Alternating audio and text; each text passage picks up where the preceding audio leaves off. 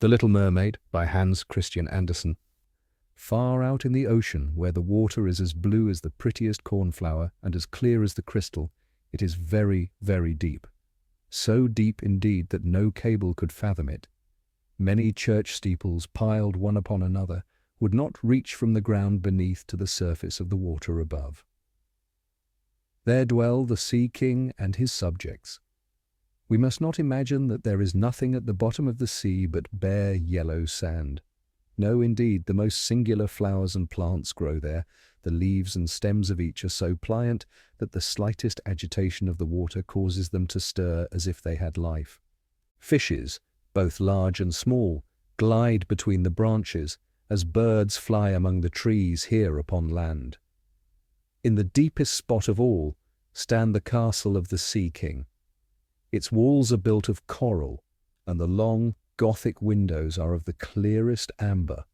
The roof is formed of shells that open and close as the water flows over them. Their appearance is very beautiful, for in each lies a glittering pearl, which would be fit for the diadem of a queen. The Sea King has been a widower for many years, and his aged mother kept house for him. She was a very wise woman and exceedingly proud of her high birth. On the account she wore 12 crystals on her tail, while others also of high rank were only allowed to wear 6. She was, however, deserving of very great praise, especially for her care for the little sea princesses, her granddaughters. They were 6 beautiful children, but the youngest was the prettiest of them all. Her skin was as clear and delicate as a rose leaf, and her eyes as blue as the deepest sea. But like all the others, she had no feet, and her body ended in a fish's tail. All day long they played in the great halls of the castle, or among the living flowers that grew out of the walls. The large amber windows were open, and the fish swam in, just as the swallows fly into our houses when we open the windows, excepting that the fishes swam up to the princesses, ate out of their hands, and allowed themselves to be stroked. Outside the castle there was a beautiful garden, in which grew bright red and dark blue flowers, and blossoms like flames of fire. The fruit glittered like gold, and the leaves and stems waved to and fro continually. The earth itself was the finest sand, but blue as the flame of burning sulphur. Over everything lay a peculiar blue radiance, as if it were surrounded by the air from above, through which the blue sky shone instead of the dark depths of the sea. In calm weather, the sun could be seen, looking like a purple flower, with the light streaming from the calyx. Each of the young princesses had a little plot of ground in the garden where she might dig and plant as she pleased. One arranged her flower bed into the form of a whale. Another thought it better to make hers like the figure of a little mermaid. But that of the youngest was round like the sun, and contained flowers as red as his rays at sunset. She was a strange child, quiet and thoughtful, and while her sisters would be delighted with the wonderful things which they obtained from the wrecks of vessels, she cared for nothing but her pretty red flowers, like the sun, excepting a beautiful marble statue. It was the representation of a handsome boy, carved out of pure white stone, which had fallen to the bottom of the sea from a wreck. She planted by the statue a rose-coloured weeping willow. It grew splendidly, and very soon hung its fresh branches over the statue, almost down to the blue sands. The shadow had a violet tint and waved to and fro like the branches. It seemed as if the crown of the tree and the root were at play and trying to kiss each other. Nothing gave her so much pleasure as to hear about the world above the sea. She made her old grandmother tell her all she knew of the ships and of the towns, the people and the animals. To her it seemed most wonderful and beautiful to hear that the flowers of the land should have fragrance and not those below the sea, that the trees of the forest should be green, and that the fishes among the trees could sing so sweetly that it was quite a pleasure to hear them. Her grandmother called the little birds fishes, or she would not have understood her, for she had ever seen birds. "When you have reached your 15th year," said the grandmother, "you will have permission to rise up out of the sea, to sit on the rocks in the moonlight while the great ships are sailing by, and then you will see both forests and towns. In the following year, one of the sisters would be 15, but as each was a year younger than the other, the youngest would have to wait 5 years before her turn came to rise up from the bottom of the ocean and see the earth as we do. However, each promised to tell the others what she saw on her first visit and what she thought the most beautiful, for their grandmother could not tell them enough. There were so many things which they wanted information. None of them longed so much for her turn to come as the youngest, she who had the longest time to wait and who was so quiet and thoughtful. Many nights she stood by the open window, looking up through the dark blue water and watching the fish as they splashed about with their fins and tails. She could see the moon and stars shining faintly, but through the water they looked larger than they do to our eyes. When something like a black cloud passed between her and them, she knew that it was either a whale swimming over her head or a ship full of human beings who never imagined that a pretty little mermaid was standing beneath them, holding out her white hands towards the keel of their ship. As soon as the eldest was 15, she was allowed to rise to the surface of the ocean.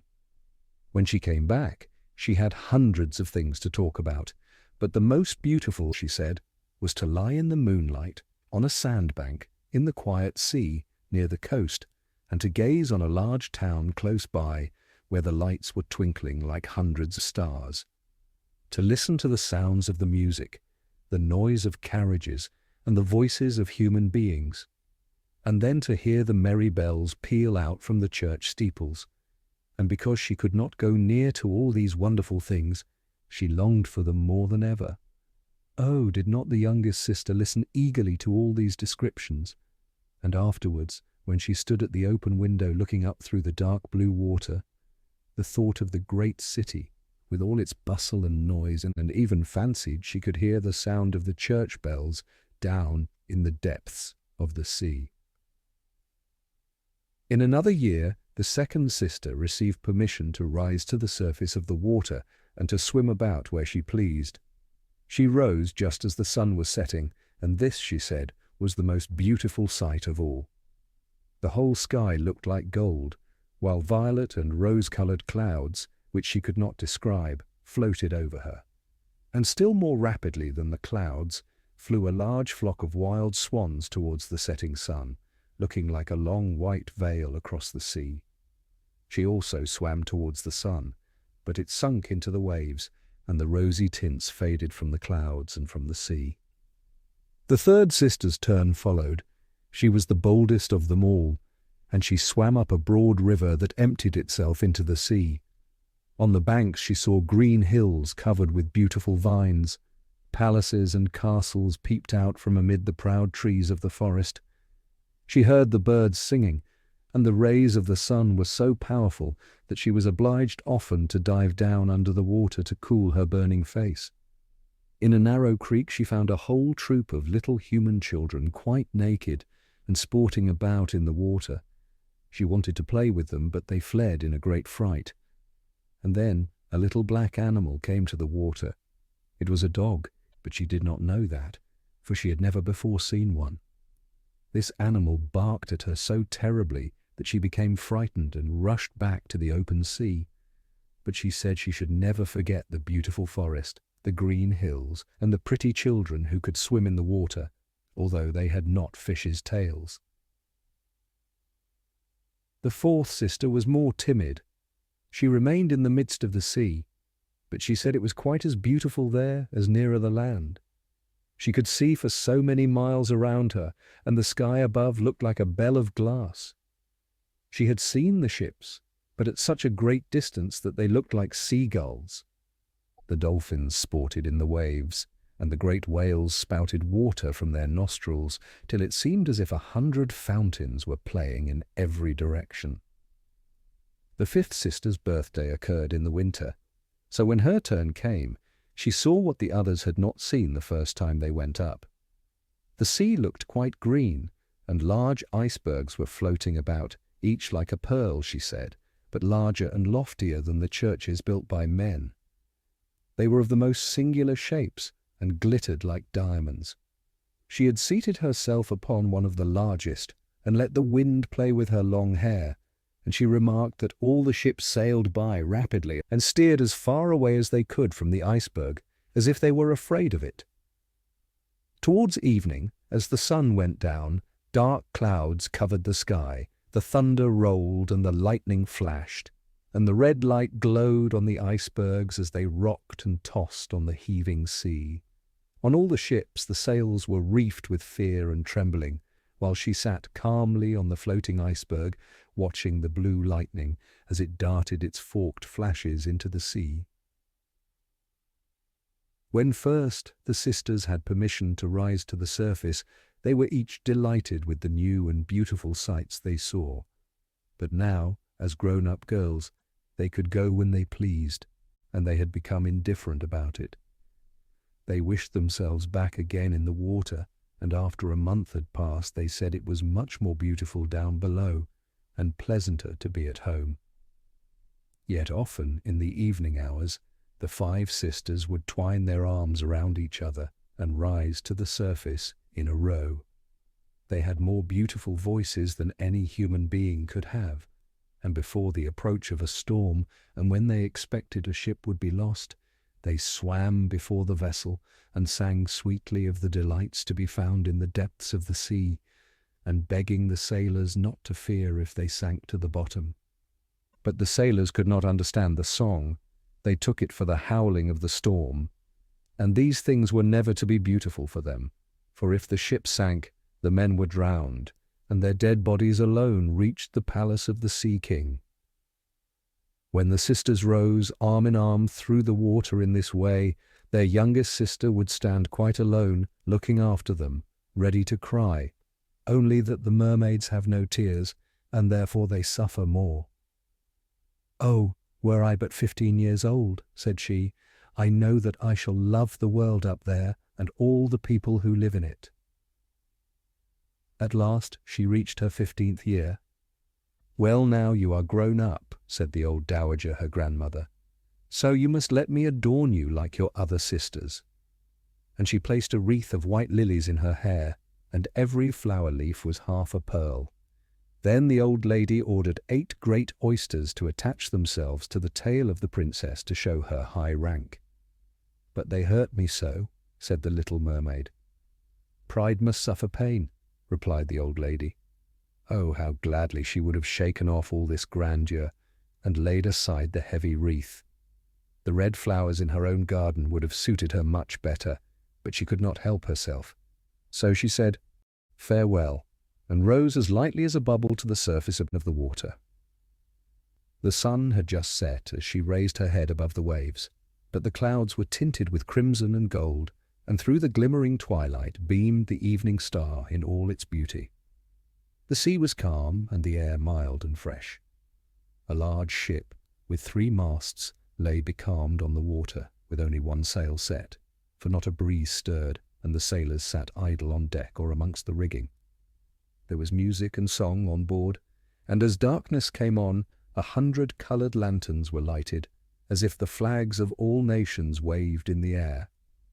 The little mermaid swam close to the cabin windows, and now and then, as the waves lifted her up, she could look in through clear glass window panes and see a number of well-dressed people within.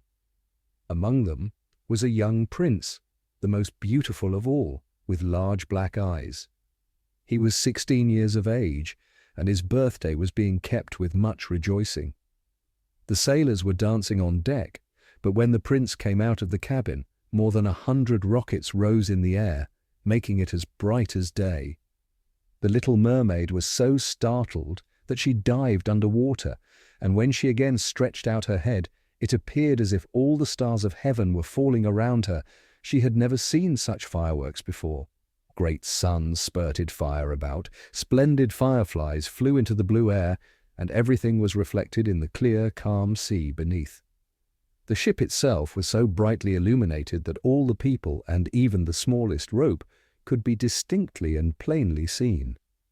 And how handsome the young prince looked, as he pressed the hands of all present and smiled at them, while the music resounded through the clear night air.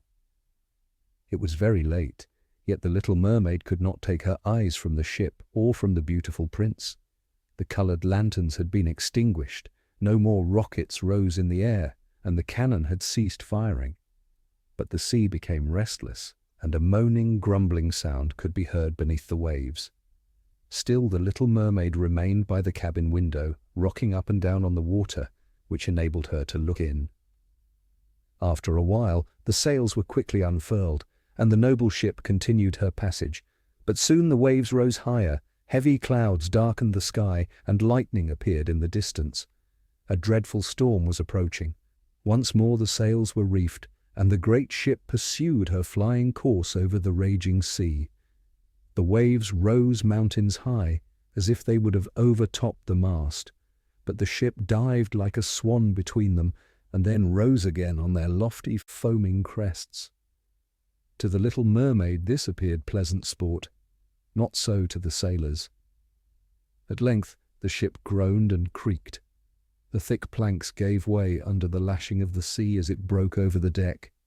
The mainmast snapped asunder like a reed, the ship lay over on her side, and the water rushed in. The little mermaid now perceived that the crew were in danger. Even she herself was obliged to be careful to avoid the beams and planks of the wreck which lay scattered on the water. At one moment it was so pitch dark that she could not see a single object, but a flash of lightning revealed the whole scene.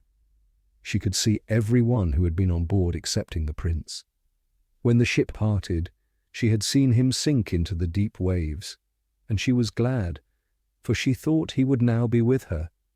And then she remembered that human beings could not live in the water, so that when he got down to her father's palace, he would be quite dead. But he must not die. So she swam about among the beams and planks which strewed the surface of the sea, forgetting that they could crush her to pieces. Then she dived deeply under the dark waters, rising and falling with the waves, till at length she managed to reach the young prince, who was fast losing the power of swimming in that stormy sea. His limbs were failing him, his beautiful eyes were closed, and he would have died had not the little mermaid come to his assistance.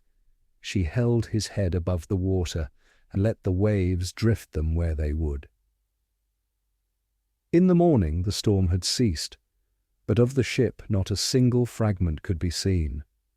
The sun rose up red and glowing from the water, and its beams brought back the hue of health to the prince's cheeks, but his eyes remained closed. The mermaid kissed his high, smooth forehead and stroked back his wet hair.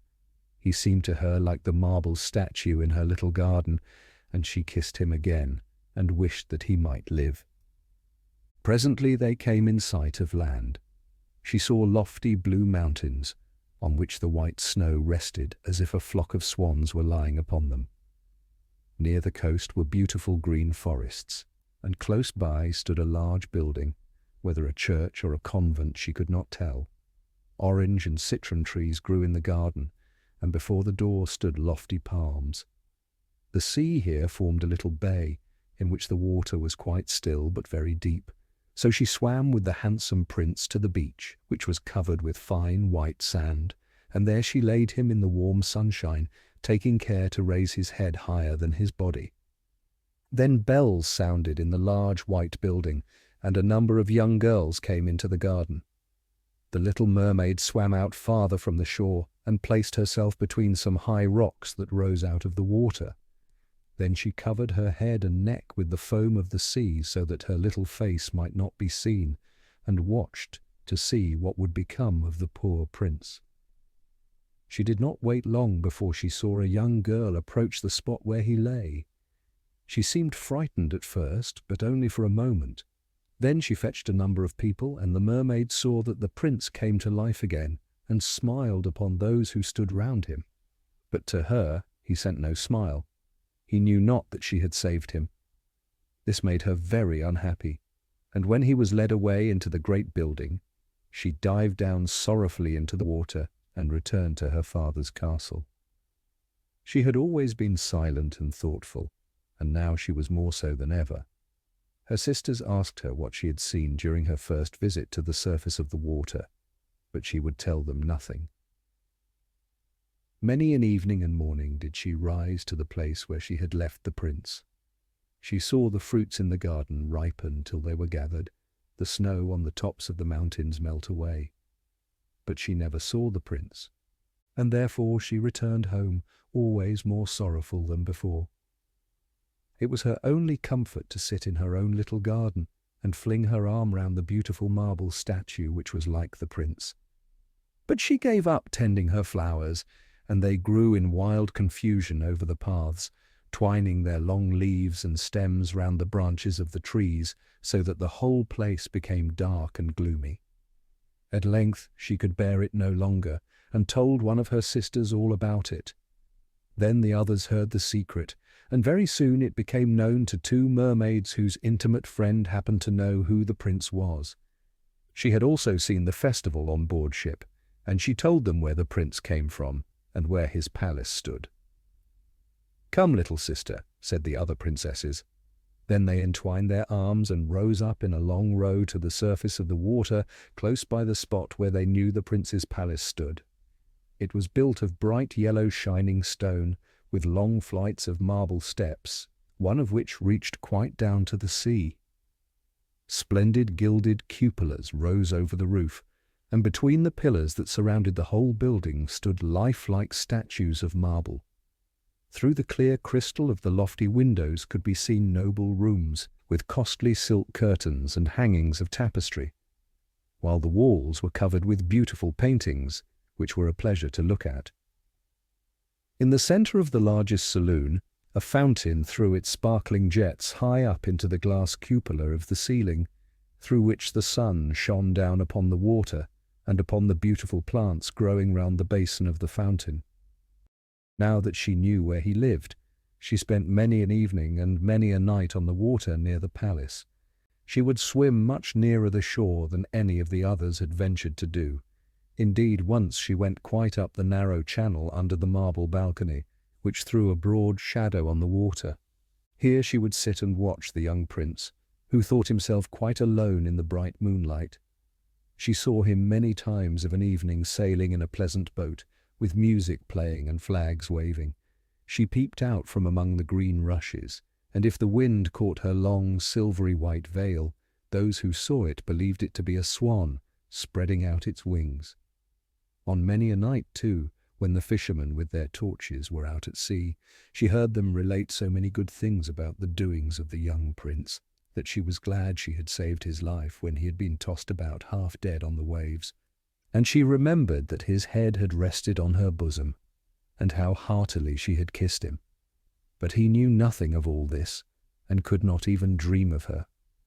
She grew more and more fond of human beings, and wished more and more to be able to wander about with those whose world seemed to be so much larger than her own. They could fly over the sea in ships, and mount the high hills which were far above the clouds.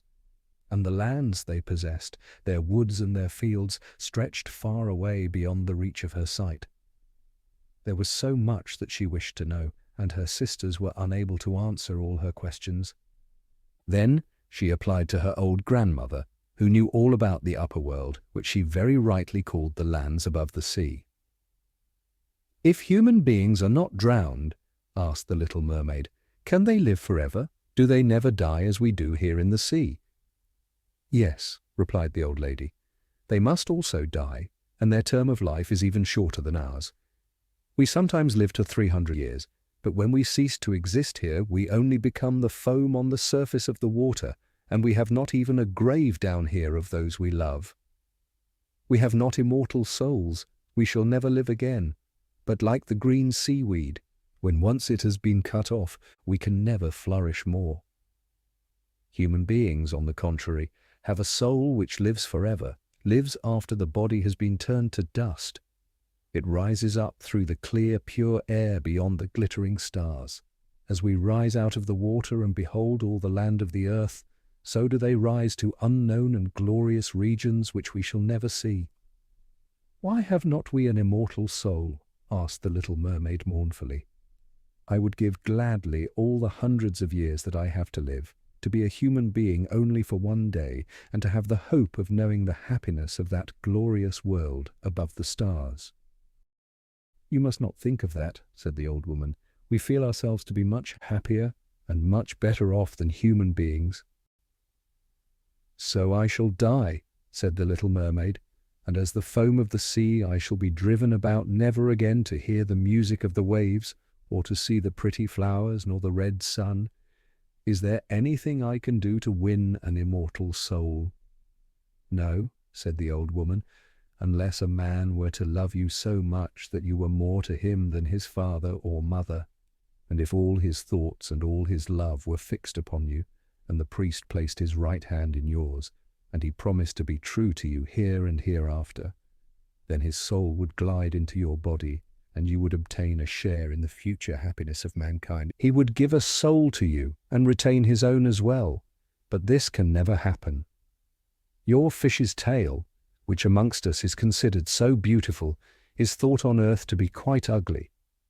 They do not know any better, and they think it necessary to have 2 stout props, which they call legs, in order to be handsome." Then the little mermaid sighed and looked sorrowfully at her fish's tail. "Let us be happy," said the old lady, "and dart and spring about during the 300 years that we have to live, which is really quite long enough. After that we can rest ourselves all the better. This evening we are going to have a court ball." It was one of those splendid sights which we can never see on earth. The walls and the ceiling of the large ballroom were of thick but transparent crystal. Many hundreds of colossal shells, some of a deep red, others of a grass green, stood on each side in rows with blue fire in them, which lighted up the whole saloon and shone through the walls, so that the sea was also illuminated. Innumerable fishes, great and small, swam past the crystal walls. On some of them the scales glowed with a purple brilliancy, and on others they shone like silver and gold. Through the halls flowed a broad stream, and in it danced the mermen and the mermaids to the music of their own sweet singing. No one on earth has such a lovely voice as theirs. The little mermaid sang more sweetly than them all. The whole court applauded her with hands and tails, and for a moment her heart felt quite carefree, for she knew she had the loveliest voice of any on earth or in the sea. But she soon thought again of the world above her, for she could not forget the charming prince, nor her sorrow that she had not an immortal soul like his. Therefore she crept away silently out of her father's palace, and while everything within was gladness and song, she sat in her own little garden sorrowful and alone. Then she heard the bugle sounding through the water, and thought, "He is certainly sailing above, he on whom my wishes depend, and in whose hands I should like to place the happiness of my life. I will venture all for him, and to win an immortal soul. While my sisters are dancing in my father's palace, I will go to the sea witch, of whom I have always been so much afraid, but she can give me counsel and help." And then the little mermaid went out from her garden, and took the road to the foaming whirlpools, behind which the sorceress lived. She had never been that way before. Neither flowers nor grass grew there. Nothing but bare, grey, sandy ground stretched out to the whirlpool, where the water, like foaming mill wheels, whirled round everything that it seized, and cast it into the fathomless deep. Through the midst of these crushing whirlpools the little mermaid was obliged to pass, to reach the dominions of the sea witch, and also for a long distance the only road lay right across a quantity of warm, bubbling mire, called by the witch her turf moor. Beyond this stood her house, in the centre of a strange forest, in which all the trees and flowers were polypi, half animals and half plants. They looked like serpents with 100 heads growing out of the ground.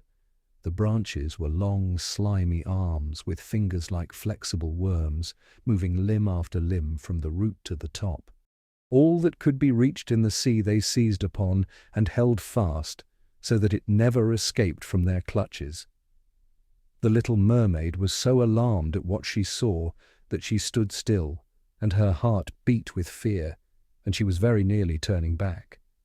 But she thought of the prince, and of the human soul for which she longed, and her courage returned. She fastened her long flowing hair round her head, so that the polypi might not seize hold of it. She laid her hands together across her bosom, and then she darted forward as a fish shoots through the water between the supple arms and fingers of the ugly polypi, which were stretched out on each side of her. She saw that each held in its grasp something it had seized with its numerous little arms, as if they were iron bands. The white skeletons of human beings who had perished at sea and had sunk down into the deep waters, skeletons of land animals, oars, rudders, and chests of ships were lying tightly grasped by their clinging arms, even a little mermaid whom they had caught and strangled, and this seemed the most shocking of all to the little princess. She now came to a space of marshy ground in the wood, where large fat water snakes were rolling in the mire and showing their ugly drab-coloured bodies. In the midst of this spot stood a house built with the bones of shipwrecked human beings. There sat the sea witch, allowing a toad to eat from her mouth, just as people sometimes feed a canary with a piece of sugar. She called the ugly water snakes her little chickens and allowed them to crawl all over her bosom. "I know what you want," said the sea witch. "It is very stupid of you, but you shall have your way, and it will bring you to sorrow, my pretty princess. You want to get rid of your fish's tail, and to have two supports instead of it, like human beings on earth, so that the young prince may fall in love with you, and that you may have an immortal soul." And then the witch laughed so loud and disgustingly that the toad and the snakes fell to the ground and lay there wriggling about. "You are but just in time," said the witch, "for after sunrise tomorrow I should not be able to help you till the end of another year. I will prepare a draught for you, with which you must swim to land tomorrow before sunrise, and sit down on the shore and drink it. Your tail will then disappear, and shrink up into what mankind call legs, and you will feel great pain as if a sword were passing through you, but all who see you will say that you are the prettiest little human being they ever saw. You will still have the same floating gracefulness of movement, and no dancer will ever tread so lightly. But at every step you take it will feel as if you were treading upon sharp knives, and that the blood must flow. If you will bear all this, I will help you." "Yes, I will," said the little princess in a trembling voice as she thought of the prince and the immortal soul. "But think again," said the witch, "for when once your shape has become like a human being, you can no more be a mermaid. You will never return through the water to your sisters or to your father's palace again, and if you do not win the love of the prince, so that he is willing to forget his father and mother for your sake, and to love you with his whole soul, and allow the priest to join your hands that you may be man and wife, then you will never have an immortal soul. The first morning after he marries another, your heart will break and you will become foam on the crest of the waves." "I will do it," said the little mermaid, and she became pale as death. "But I must be paid also," said the witch, "and it is not a trifle that I ask. You have the sweetest voice of any who dwell here in the depths of the sea, and you believe that you will be able to charm the prince with it also, but this voice you must give to me. The best thing you possess will I have for the price of my draught. My own blood must be mixed with it, that it may be as sharp as a two-edged sword." "But if you take away my voice," said the little mermaid, "what is left for me?" "Your beautiful form, your graceful walk, and your expressive eyes. Surely with these you can enchain a man's heart. Well, have you lost your courage? Put out your little tongue that I may cut it off as my payment. Then you shall have the powerful draught." "It shall be," said the little mermaid. Then the witch placed her cauldron on the fire to prepare the magic draught. "Cleanliness is a good thing," said she, scouring the vessel with snakes, which she had tied together in a large knot. Then she pricked herself in the breast, and let the black blood drop into it. The steam that rose formed itself into such horrible shapes that no one could look at them without fear. Every moment the witch threw something else into the vessel, and when it began to boil, the sound was like the weeping of a crocodile. When at last the magic draught was ready, it looked like the clearest water. "There it is for you," said the witch. Then she cut off the mermaid's tongue so that she became dumb and would never again speak or sing. "If the polypi should seize hold of you as you return through the wood," said the witch, "throw over them a few drops of the potion and their fingers will be torn into 1,000 pieces." But the little mermaid had no occasion to do this, for the polypi sprung back in terror when they caught sight of the glittering draught, which shone in her hand like a twinkling star. So she passed quickly through the wood and the marsh, and between the rushing whirlpools. She saw that in her father's palace the torches in the ballroom were extinguished, and all within asleep. But she did not venture to go into them, for now she was dumb and going to leave them forever. She felt as if her heart would break. She stole into the garden, took a flower from the flower beds of each of her sisters, kissed her hand 1,000 times towards the palace, and then rose up through the dark blue waters. The sun had not risen when she came in sight of the prince's palace and approached the beautiful marble steps, but the moon shone clear and bright. Then the little mermaid drank the magic draught, and it seemed as if a two-edged sword went through her delicate body. She fell into a swoon and lay like one dead. When the sun arose and shone over the sea, she recovered and felt a sharp pain, but just before her stood the handsome young prince. He fixed his coal-black eyes upon her so earnestly that she cast down her own, and then became aware that her fish's tail was gone, and that she had as pretty a pair of white legs and tiny feet as any little maiden could have. But she had no clothes, so she wrapped herself in her long, thick hair. The prince asked her who she was and where she came from, and she looked at him mildly and sorrowfully with her deep blue eyes, but she could not speak. Then he took her by the hand and led her to the palace. Every step she took was as the witch had said it would be. She felt as if treading upon the points of needles or sharp knives, but she bore it willingly, and stepped as lightly by the prince's side as a soap bubble, so that he and all who saw her wondered at her graceful, swaying movements. She was very soon arrayed in costly robes of silk and muslin, and was the most beautiful creature in the palace. But she was dumb, and could neither speak nor sing. Beautiful female slaves, dressed in silk and gold, stepped forward and sang before the prince and his royal parents. One sang better than all the others, and the prince clapped his hands and smiled at her. This was a great sorrow to the little mermaid. She knew how much more sweetly she herself could sing once, and she thought, "Oh, if he could only know that! I have given away my voice forever to be with him." The slaves next performed some pretty fairy-like dances to the sound of beautiful music. Then the little mermaid raised her lovely white arms, stood on the tips of her toes, and glided over the floor, and danced as no one yet had been able to dance. At each moment her beauty became more revealed, and her expressive eyes appealed more directly to the heart than the songs of the slaves. Everyone was enchanted, especially the prince, who called her his little foundling, and she danced again quite readily to please him, though each time her foot touched the floor it seemed as if she trod on sharp knives. The prince said she should remain with him always, and she received permission to sleep at his door on a velvet cushion. He had a page's dress made for her, that she might accompany him on horseback. They rode together through the sweet-scented woods, where the green boughs touched their shoulders, and the little birds sang among the fresh leaves. She climbed with the prince to the tops of high mountains, and although her tender feet bled so that even her steps were marked, she only laughed, and followed him till they could see the clouds beneath them, looking like a flock of birds travelling to distant lands.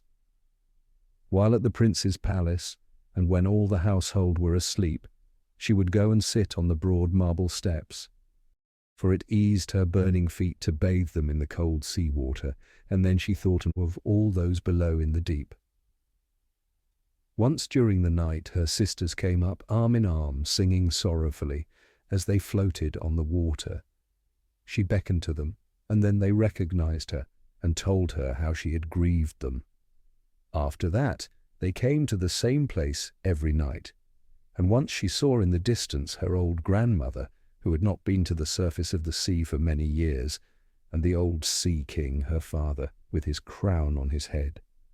They stretched out their hands towards her, but they did not venture so near the land as her sisters did. As the days passed, she loved the prince more fondly, and he loved her as he would love a little child, but it never came into his head to make her his wife. Yet, unless he married her, she could not receive an immortal soul, and on the morning after his marriage with another, she would dissolve into the foam of the sea. "Do you not love me the best of them all?" the eyes of the little mermaid seemed to say when he took her in his arms and kissed her fair forehead. "Yes, you are dear to me," said the prince, "for you have the best heart, and you are the most devoted to me, and you are like a young maiden whom I once saw, but whom I shall never meet again. I was in a ship that was wrecked, and the waves cast me ashore near a holy temple, where several young maidens performed the service. The youngest of them found me on the shore and saved my life. I saw her but twice, and she is the only one in the world whom I could love. But you are like her, and you have almost driven her image out of my mind. She belongs to the holy temple, and my good fortune has sent you to me instead of her, and we will never part." "Ah, he knows not that it was I who saved his life," thought the little mermaid. "I carried him over the sea to the wood where the temple stands. I sat beneath the foam and watched till the human beings came to help him. I saw the pretty maiden that he loves better than he loves me." And the mermaid sighed deeply, but she could not shed tears. "He says the maiden belongs to the holy temple, therefore she will never return to the world. They will meet no more, while I am by his side and see him every day. I will take care of him and love him and give up my life for his sake." Very soon it was said that the prince must marry, and that the beautiful daughter of a neighbouring king would be his wife, for a fine ship was being fitted out. Although the prince gave out that he merely intended to pay a visit to the king, it was generally supposed that he really went to see his daughter. A great company were to go with him. The little mermaid smiled and shook her head. She knew the prince's thoughts better than any of the others. "I must travel," he had said to her. "I must see this beautiful princess. My parents desire it, but they will not oblige me to bring her home as my bride. I cannot love her. She is not like the beautiful maiden in the temple whom you resemble. If I were forced to choose a bride, I would rather choose you, my dumb foundling, with those expressive eyes." And then he kissed her rosy mouth, played with her long waving hair, and laid his head on her heart, while she dreamed of human happiness and an immortal soul. "You are not afraid of the sea, my dumb child," said he as they stood on the deck of the noble ship which was to carry them to the country of the neighbouring king. And then he told her of storm and of calm, of strange fishes in the deep beneath them, and of what the divers had seen there. And she smiled at his descriptions, for she knew better than anyone what wonders were at the bottom of the sea. In the moonlight night, when all on board were asleep, excepting the man at the helm who was steering, she sat on the deck, gazing down through the clear water. She thought she could distinguish her father's castle, and upon it her aged grandmother, with the silver crown on her head, looking through the rushing tide at the keel of the vessel. Then her sisters came up on the waves and gazed at her mournfully, wringing their white hands. She beckoned to them and smiled and wanted to tell them how happy and well off she was. But the cabin boy approached, and when her sisters dived down, he thought it was only the foam of the sea which he saw. The next morning, the ship sailed into the harbour of a beautiful town belonging to the king, whom the prince was going to visit. The church bells were ringing, and from the high towers sounded a flourish of trumpets, and soldiers with flying colours and glittering bayonets lined the roads through which they passed. Every day was a festival. Balls and entertainments followed one another. But the princess had not yet appeared. People said that she was being brought up and educated in a religious house where she was learning every royal virtue. At last she came. Then the little mermaid, who was very anxious to see whether she was really beautiful, was obliged to acknowledge that she had never seen a more perfect vision of beauty. Her skin was delicately fair, and beneath her long dark eyelashes her laughing blue eyes shone with truth and purity. "It was you," said the prince, "who saved my life when I lay as if dead on the beach," and he folded his blushing bride in his arms. "Oh, I am too happy," said he to the little mermaid. "My fondest hopes are all fulfilled. You will rejoice at my happiness, for your devotion to me is great and sincere." The little mermaid kissed his hand and felt as if her heart were already broken. His wedding morning would bring death to her, and she would change into the foam of the sea. All the church bells rung, and the heralds rode about the town proclaiming the betrothal. Perfumed oil was burning in costly silver lamps on every altar. The priests waved the censers, while the bride and bridegroom joined their hands and received the blessing of the bishop. The little mermaid, dressed in silk and gold, held up the bride's train. But her ears heard nothing of the festive music, and her eyes saw not the holy ceremony. She thought of the night of death which was coming to her, and of all she had lost in the world. On the same evening the bride and bridegroom went on board ship. Cannons were roaring, flags waving, and in the centre of the ship a costly tent of purple and gold had been erected. It contained elegant couches for the reception of the bridal pair during the night. The ship, with swelling sails and a favourable wind, glided away smoothly and lightly over the calm sea. When it grew dark, a number of coloured lamps were lit, and the sailors danced merrily on the deck. The little mermaid could not help thinking of her first rising out of the sea, when she had seen similar festivities and joy, and she joined in the dance, poised herself in the air as a swallow when he pursues his prey, and all present cheered her with wonder. She had never danced so elegantly before. Her tender feet felt as if cut with sharp knives, but she cared not for it. A sharper pang had pierced through her heart. She knew this was the last evening she should ever see the prince, for whom she had forsaken her kindred and her home. She had given up her beautiful voice, and suffered unheard-of pain daily for him, while he knew nothing of it. This was the last evening that she would breathe the same air with him, or gaze on the starry sky and the deep sea. An eternal night, without a thought or a dream, awaited her. She had no soul, and now she could never win one. All was joy and gaiety on board the ship till long after midnight. She laughed and danced with the rest, while the thoughts of death were in her heart. The prince kissed his beautiful bride, while she played with his raven hair, till they went arm in arm to rest in the splendid tent. Then all became still on board the ship. The helmsman, alone awake, stood at the helm. The little mermaid leaned her white arms on the edge of the vessel, and looked towards the east for the first blush of morning, for that first ray of the dawn which was to be her death. She saw her sisters rising out of the flood. They were as pale as herself, but their long beautiful hair waved no more in the wind. It had been cut off. "We have given our hair to the witch," said they, "to obtain help for you, that you may not die tonight. She has given us a knife. Here it is. See, it is very sharp. Before the sun rises, you must plunge it into the heart of the prince. When the warm blood falls upon your feet, they will grow together again, and form into a fish's tail, and you will be once more a mermaid, and return to us to live out your 300 years before you die, and change into the salt sea foam. Haste, then. He or you must die before sunrise. Our old grandmother mourns so for you that her white hair is falling off from sorrow, as ours fell under the witch's scissors. Kill the prince and come back. Hasten. Do you not see the first red streaks in the sky? In a few minutes the sun will rise and you must die."